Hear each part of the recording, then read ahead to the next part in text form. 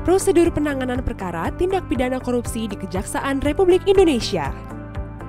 Kewenangan kejaksaan untuk melakukan penyidikan disebutkan dalam Pasal 30 Undang-Undang Dasar Nomor 16 Tahun 2004 tentang Kejaksaan Republik Indonesia. Berikut adalah alur penanganan perkara. Kejaksaan mengetahui adanya tindak pidana korupsi dengan sumber yang berasal dari laporan masyarakat dan hasil temuan instansi lain. Lalu, pimpinan kejaksaan memerintahkan untuk menelaah informasi yang didapat. Jika hasil telaah tidak menemukan adanya bukti permulaan, kasus dinyatakan tidak ditindaklanjuti. Dari hasil telaah yang mengarah kepada adanya bukti permulaan, maka kejaksaan mengeluarkan surat perintah penyelidikan, serta membentuk tim penyelidik yang terdiri dari jaksa dibantu staf TU untuk administrasi.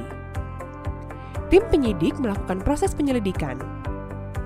Jika tidak ditemukan adanya unsur tindak pidana atau tidak cukup bukti, penyelidikan dihentikan. Jika ternyata bukan tindak pidana korupsi, dikirim ke instansi lain. Jika ditemukan bukti-bukti yang cukup, penanganan perkara ditingkatkan ke tahap penyidikan. Pimpinan kejaksaan mengeluarkan SPDP atau surat perintah dimulainya penyidikan.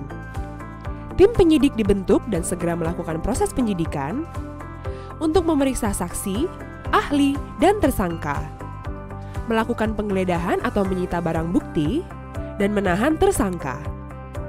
Jika hasil temuan proses penyidikan kasus bukan tindak pidana, maka penyidikan akan dihentikan dan mengeluarkan surat SP3 atau surat perintah penghentian penyidikan. Jika hasil temuan proses penyidikan terdapat cukup bukti, maka kejaksaan memulai proses untuk tahap penuntutan.